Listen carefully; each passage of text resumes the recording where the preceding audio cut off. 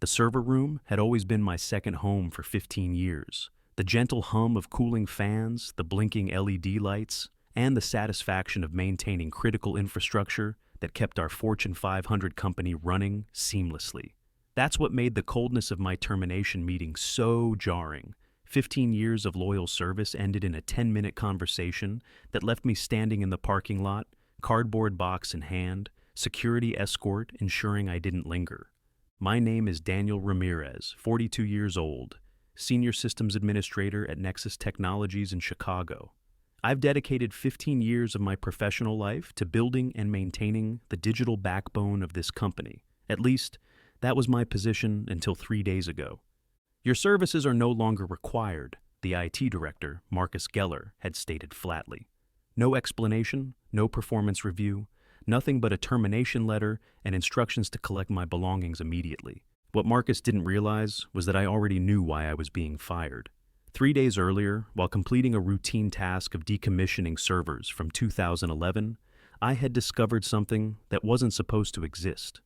A hidden directory containing an encrypted Bitcoin wallet. At first, I thought it might be some forgotten test project, perhaps something the company had experimented with years ago when cryptocurrency was still a niche concept. But something felt off about its placement, deliberately tucked away in a system directory that would rarely be accessed.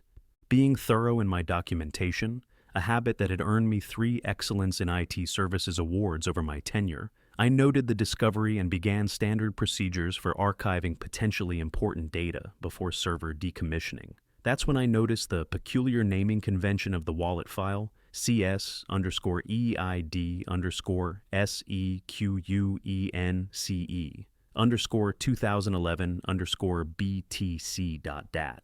The EID caught my attention immediately. In our company's internal systems, employee ID numbers followed a specific format. After 17 years in operation, our company had developed a unique pattern where each employee's ID contained embedded information about their department, role classification, and start date. It was an obsolete system by modern standards, but one that remained in our legacy HR databases. Working late that night, I began mapping the alphanumeric sequence in the file name against our employee ID structure.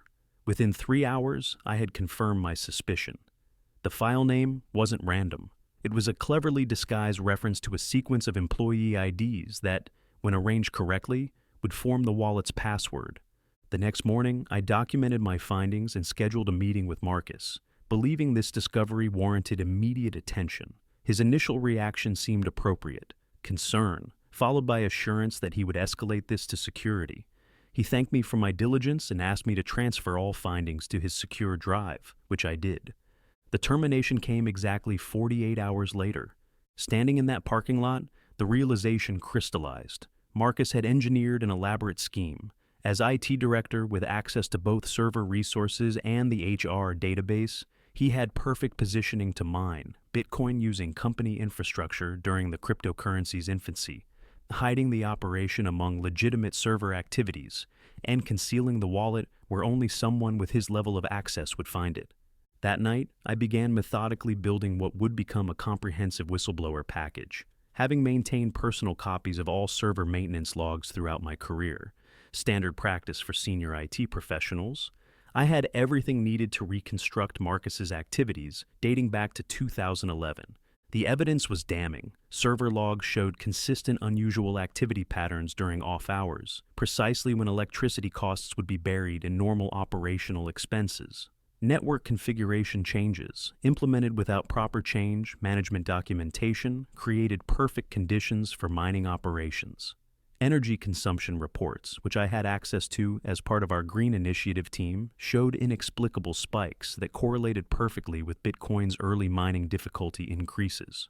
Most conclusively, I managed to decode the wallet password using the employee ID sequence, confirming it contained 72 Bitcoin, worth approximately $4.7 million at current values. The earliest transactions dated to 2011, when our company had unwittingly funded one of the most profitable cryptocurrency investments imaginable. 72 hours after my termination, simultaneous emails reached our CEO, the entire board of directors, the legal department, and our external auditing firm. The subject line read simply, "Fraudulent use of corporate resources, $840,000, misappropriation, and hidden $4.7 million asset." The response was swift. Marcus was escorted from the building the same day. An emergency board meeting was convened.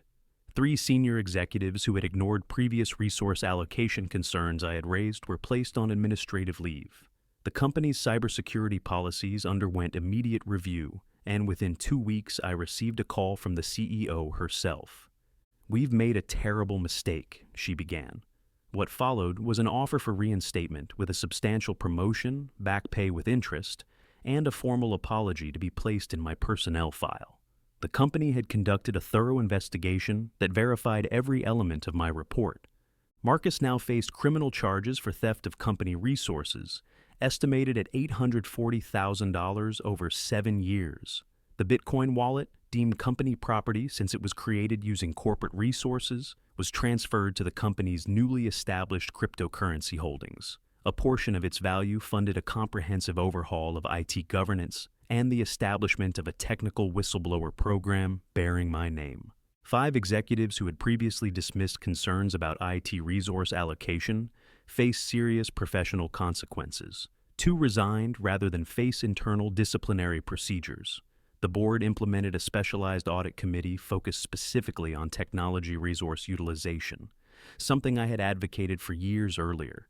The most satisfying aspect wasn't personal vindication, though that certainly helped heal the wound of unjust termination. Rather, it was watching the organization transform its approach to accountability. Every system has vulnerabilities, but now there were proper channels to address them without fear of retaliation. My calculated response to this workplace betrayal wasn't about revenge, but restoring integrity to systems I had helped build for 15 years. The methodical documentation, technical analysis, and strategic timing ensured that the truth could not be buried or dismissed. In the digital age, evidence leaves an electronic trail that can be methodically followed to its inevitable conclusion. 3 critical lessons emerge from this experience that I share with anyone facing similar workplace injustice. First, document everything meticulously. Timestamps, records, and communications create an undeniable narrative that stands against attempts at revisionist history. Second, understand precisely what violations occurred. Knowing exactly which policies and laws were broken strengthens your position immeasurably. Third, distribute evidence strategically. Simultaneous disclosure to multiple stakeholders prevents any single person from controlling the narrative. The Bitcoin wallet discovery was simply the thread that, when pulled, unraveled an elaborate deception that had operated successfully for years. The password hidden in employee IDs demonstrated both the arrogance and the fundamental vulnerability of the scheme. Marcus never imagined anyone would have both the technical ability and methodical persistence to connect these disparate elements. My reinstatement came with an unexpected benefit. Leading the newly formed Digital Asset Management Division, our company now leverages blockchain technology legitimately, with transparent governance and proper resource allocation. The experience transformed not just my career trajectory, but the organization's entire approach to emerging technologies. For anyone experiencing workplace injustice, remember that strategic patience often yields better outcomes than immediate reaction. Building an irrefutable case requires methodical documentation and careful timing. The most effective accountability comes not from emotional responses, but the calculated exposure of undeniable evidence. The $4.7 million Bitcoin wallet wasn't just a hidden asset.